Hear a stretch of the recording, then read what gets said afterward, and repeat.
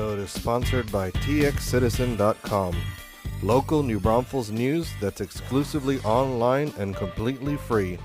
Also sponsored by the Texas Gamers Lounge, now with 2 locations in San Marcos and Austin. Both locations feature all-you-can-play pinball, arcades, modern and retro consoles for only $9.99. Follow them on social media by visiting TexasGamersLounge.com. Previously on Pop Culture Geekery. Heel, who you guys know had his breakout hit called Get Out, and he... what? There's somebody over there. Who is that? I don't know, but they're creeping me out. Hey, can y'all, leave, go somewhere else? We're trying to record a movie review here.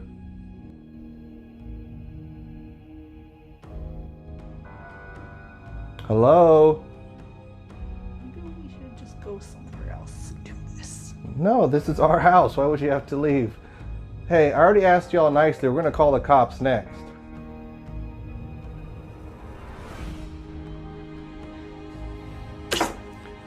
Look, if y'all want to get crazy, we can get crazy. Oh boy.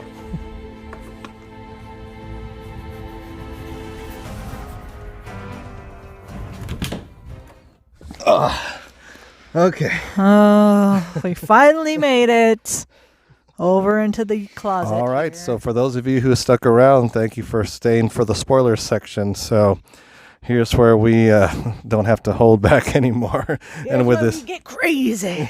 Yeah, and with this movie, it gets crazy. So, so where would you like to start, dear?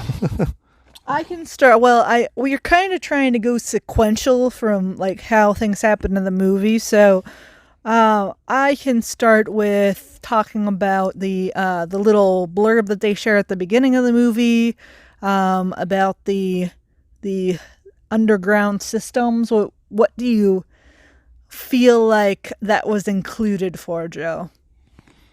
Well, I mean, it's a direct reference to the resolution because it shows where these people come from, basically. I mean, anyone who's watching at this point has probably seen it, so yeah, we can some of it's connected, so you kind of have to talk about both a little bit. But yeah, it's once you find out that there's lots and lots of these things, it's definitely more than they show us. There has to be more storing space than that, so.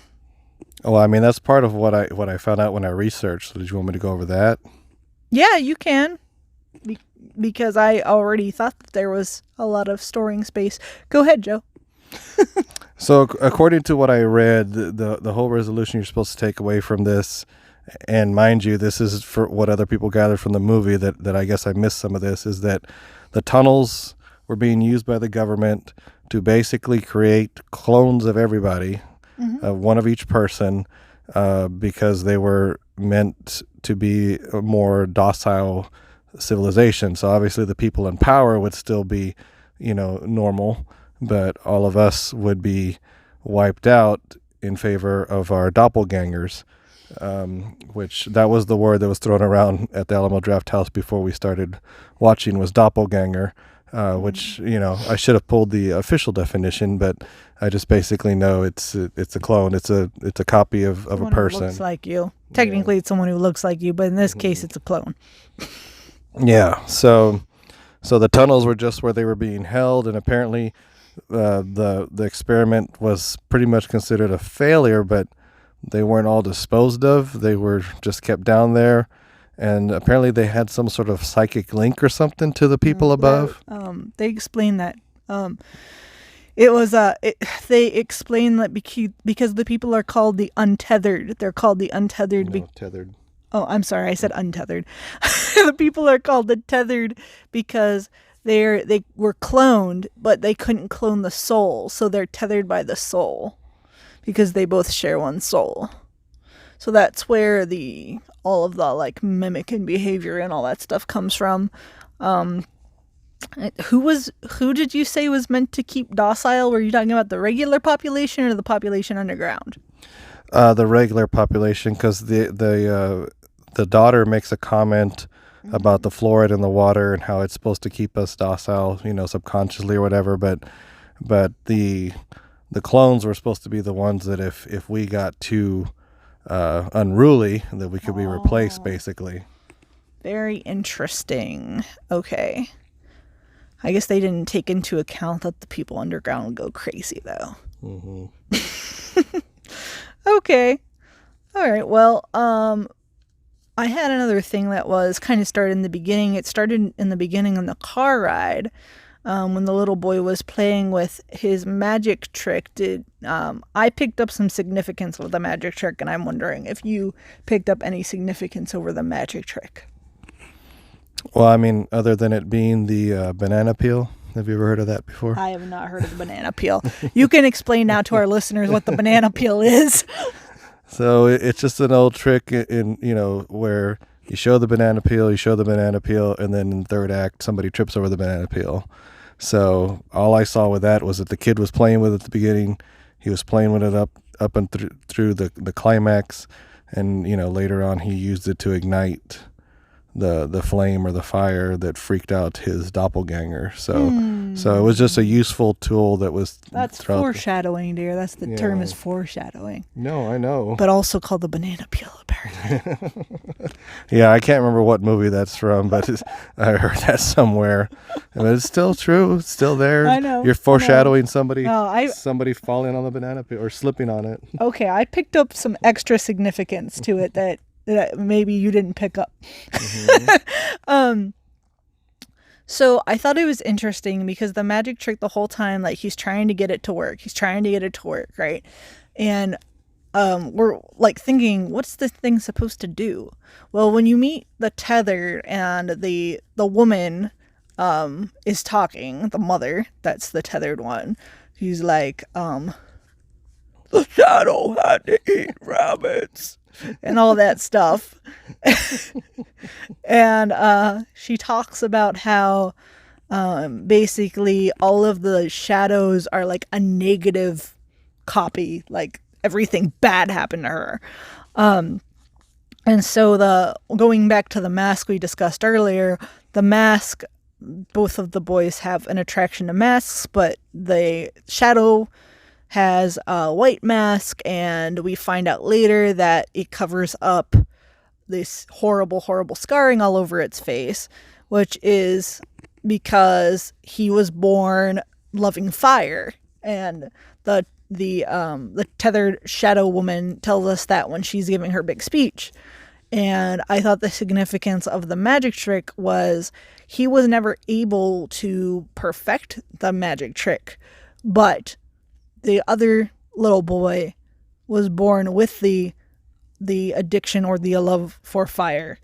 And thus he was successful in trying to start fires because the magic trick was a spark, was what it was.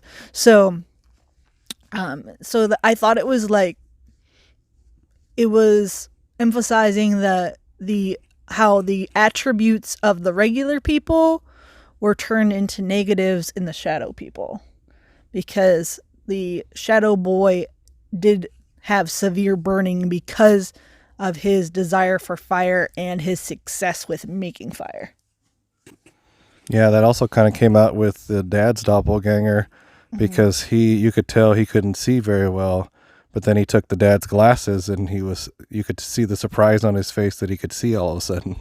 Yeah, and that's because all the shadow people underground didn't have like regular things. They kind of emphasized that some too. Well, I'm skipping around now, but whenever the woman, the friends of the family, that woman, the mother, the shadow mother, she found the woman's lipstick, and though she was crazy, you could tell she was excited. It was lip gloss or lipstick, but she was really excited about that because they didn't have any of that when they were underground. And that was part of the whole, like, saying they were deprived and all that. Yeah. One other thing I forgot to mention about the whole government thing was, if you remember when they ask the doppelgangers, well, who are you? And the mother answers, we're Americans. Mm-hmm. And so that was because they were programmed, like I said, to be our replacements. And also read that somebody picked up on the fact that the movie is called Us, which has the letters U and S in it, like United States. So That's interesting. yeah, so I'm sure there's a lot, again, definitely a movie that requires repeat viewing. I'm sure there's a lot of stuff like that to pick up on future viewings. Yeah, I mean, there's probably a lot of theorizing. Us, I mean, I think the title is just like bringing the theme of unity, because there's a big theme of unity in the whole movie, with the we are Americans thing. I would argue that is part of the t-shirt that the little girl was wearing at the beginning and the commercial that they show that has all the people standing across the United States, like, because it's supposed to show unity among Americans. And I think that's where the shadow people got it from, because she like had the shadow people had a big like thing with that image in the middle. So I think that she got we are Americans from like, we're just like you, except we were kept underground. And that's part of her message, because it was part of what she was exposed to when she was underground. In the climax, when the shadow people show up on the front door, and the husband goes out, did you pick up on the lesson there? I guess not, because I'm not following you. So Okay. The lesson was to trust your wife. Because clearly, if the husband had listened to the wife, he wouldn't have gone out there by himself and got his leg hurt. Oh yeah, I'm just glad he's okay, because especially like I said, he played M'Baku from Black Panther. He's this big old guy, and I'm just like, come on, man, come on. I'm like rooting for him. And yes, I know. I mean, he's dealing with his doppelganger too, which is equally as big as him. But I just couldn't help but feel bad for him. Especially, I'm just like, come on, tap into M'Baku. Get angry, do something. Yeah. Why? Why do you think they eat rabbits? Because they're easy to multiply, so it's an easy food supply. Yeah, that's what I thought too. But I also thought, well, maybe they were cloning the rabbits too, because they show them at the beginning, but they do multiply quickly. So I feel like it could have gone either way. I found it funny about the getaway with the crawdaddy, because you remember the crawdaddy, the ship. Mm-hmm. Because everybody hated the crawdaddy until that moment, and then I think everybody loved the crawdaddy. So I thought that was funny. And then, I mean, I'm pretty much getting into the conclusion stuff after that. Oh, well, you did mention, that being funny. There was some pretty decent humor that was mainly centered around the dad. Yeah. But it kind of broke the tension there at appropriate places too. It was never like, oh God, that was forced, or, we established pretty early on that that's the way the dad was. So those were his character's natural reactions to what was happening, even as things got, crazy and even more brutal as we went forward. Mm-hmm. Yep. There were some funny parts, and it was well done. I think that the biggest message in the conclusion is that cloning is bad. That they really try to drive that one home. What do you think? Why do you think that they picked Jeremiah 11:11? Because they had shown that quite a bit in the character that died, and find out he was killed by his doppelganger because his doppelganger was standing there dripping with blood and all that. So, what do you think about that? Yeah, they re-showed that so many times. I was waiting for them to just pause the movie and be like, okay, everybody look this up, because this is time number 3 or 4 that we're going to put it up here so you can see. And so I printed it out here so it basically says, Jeremiah 11:11, this is the New King James Version. It says, therefore, thus says the Lord, behold, I will surely bring calamity on them, which they will not be able to escape. and though they cry out to me, I will not listen to them. So, I didn't look up the context, the biblical context for this. So just going off of what it says, obviously the words calamity stand out and not being able to escape, crying out to the Lord and he's not going to listen to you. So that could be the normal people, basically once it's been decided that they're going to be wiped out, there's no begging the government or whoever's in charge to change their mind. It's what's done is done. And there definitely was calamity. Yeah, like I feel like they just chose that just because the calamity, that the reference, because I don't know what the context in the Bible is off the top of my head, but I'm pretty sure the context probably doesn't match what's going on there. They're just going off the verse itself. But yeah, it puts an interesting context into what's going on. And I mean, they made the references to God too, because the shadow lady was talking about like how God brought them together because they were in like the, not fun house, but that house thing. House of Mirrors. House of Mirrors, there you go. A House of Mirrors, and saw each other, and then we'll get into that whole thing. But we were talking about the T-shirt earlier, the America Standing Together, Hands Across America, that's what you said, right? Mm-hmm. Another thing I found interesting about that was, well, obviously the shadow people were using that because they wanted to make a statement, but the other thing was they were all wearing red jumpsuits, and I feel like that's because the picture had red people across it. That's true. And what do you think? Why do you think they picked scissors for a weapon? I don't know. They're easy to get at the dollar store. Oh my gosh, Joe. Okay, clearly Joe didn't think about this. This is the only thing that I think about. Okay, so they're called the tethered, right? So to tether something means it's stuck together. So when something's stuck together, you cut it apart. So I feel like they are using scissors like as a symbol, because they weren't using the scissors to cut them apart. They were using them to kill their doppelgangers. But I feel like that was the symbol. And then at the end, she also like cut the paper, like people out of paper, and was like showing it like the Hands Across America thing. So that was interesting. But I feel like the theme was supposed to be that, to symbolize that they were detaching themselves. Yeah, I can definitely see that. I mean, like I said, once we talk about the big twist, then I can bring up the other aspect of Hands Across America for them. Okay, well, you can talk about the big twist now if you want.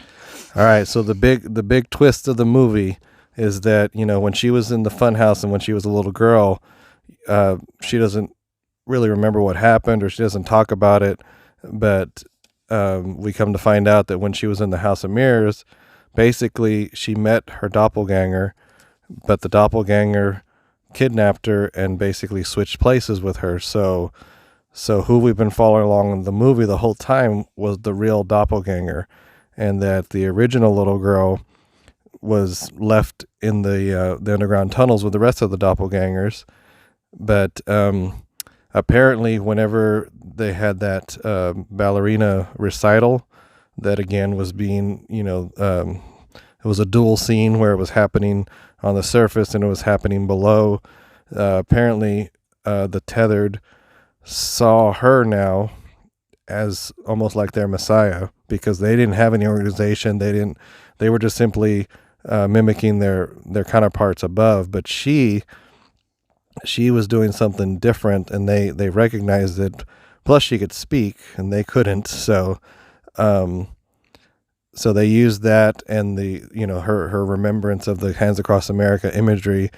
And yes, it was going to be their statement when they came out. Because in real life, the Hands Across America didn't happen literally. I mean, they tried it as far as they could, but of course of the geography of America, we can't do that for real. Unlike in the movie, where it shows that they apparently achieved it at the expense of maybe even some of the lives of some of the tethered. I don't know, because they kind of played some of them off as expendable, because you saw them in the water and across the mountains. But that We was the also other part. saw like real like dead bodies of the people from the service too, though. Yeah, that was one of the things that originally bothered me because about like, well, where's the military? Where's the authorities? Did everybody get taken out? But then after discovering the whole government project thing, especially at the end when you see them across the mountains and there's helicopters but in the air, but they're not military helicopters. So I would assume it's the government just observing their handiwork basically, and would explain why they didn't attack them because these are their creations and this is what they wanted all along. So that again, that made me feel better about why did none of these things get taken out, because all they were doing was standing there. Nobody seemed to bring guns to this fight. So I feel like whenever she got trapped underground from the surface and obviously spent the rest of her life there, I feel like she forgot that she was from the surface. I don't know. And maybe that's part of the, them going crazy underground, no sunlight, all of that stuff. But it definitely seemed like she forgot. What do you think? I mean, a lot of her decisions definitely can be chalked up to, going mad, because a lot of her decisions didn't really make sense to me. And that was part of the things that was bothering me about the movie, is their motives. They kept asking the tethered, what do you want? And really the rest of the tethered, all they're programmed to want is to replace their other selves. But her tethered was different because she used to be just a regular human being, but now she was more corrupt. So that was the only thing that I saw that would make a lot of the things that don't make sense in the movie make sense if you just chalk it up to her being insane because of having to live down there with them. So that's the only way I can make some of the things make sense. What about you? I think that's exactly what it's supposed to be, because the people underground are supposed to be replicas of the people up above. And I think it's just showing that, like, this is what happens to humanity when you keep them underground and they have to eat raw rabbits and they don't get sunlight and all of that. Because you can see, like, she retains some language because she had that before she got there. But then a lot of it is she just is just like an effect. The crazy is just an effect from being trapped underground for so long, because obviously the little girl who started off underground is just fine. But then you actually see her at the end when she kills her tethered. She lets out like a evil laugh, like she's losing it for a second there. But it's just because of all the environmental things that are happening. And I think that she was so paranoid about being there and everything because she actually did know all the secrets and knew that she had replaced someone that would be probably looking for her now if they remembered. Yeah. So, I mean, was there anything else? I can probably wrap this up. Mm-hmm. Anything else you wanted to go over? There's a couple things. Okay. The little girl, after they show like the parents after the switch happens taking her to the doctor, right, and she won't talk, and at the beginning of the movie you think, oh, she's in shock and all that, but at the end of the movie I thought, oh, it's because she didn't know how to talk, and nobody underground knew how to talk except the one who started up above. So I thought that was interesting. And then did you pick up on the little boy staring at his mom at the end in the car? Yeah, and I mean, I couldn't figure out if the boy figured out that this is not really my mom, or if he just accepted it, because I think all he did was pull the Chewbacca mask down, which is what he did when he was trying to communicate with his doppelganger. So that was a little ambiguous to me, but I don't know. What did you think? I feel like that was him figuring it out. Mm-hmm. Because the thing is, it is his mom. The thing, because she's been there since she was little. So it's like that's just showing that if who was underground was on the surface, then they would be a normal human being, But yeah, that's the thing, is I think he was figuring out that, I think that they might have got switched, because how did my mom know all this stuff, and why did she tell us to stay away from the people outside when they first got there and try to warn her husband and all that stuff. Yeah. All right. Well, like I said, definitely go give this a watch this weekend. Or if you've already seen it once, you might want to go watch it again and see what else you pick up on this time. See if you can catch anything again. So just want to say thank you to everybody who subscribed to the channel so far. If you haven't subscribed, please hit the subscribe button. We've got a lot more. So, and, share our website. It's just popculturegeekery.com. Brings you right back here to the videos. And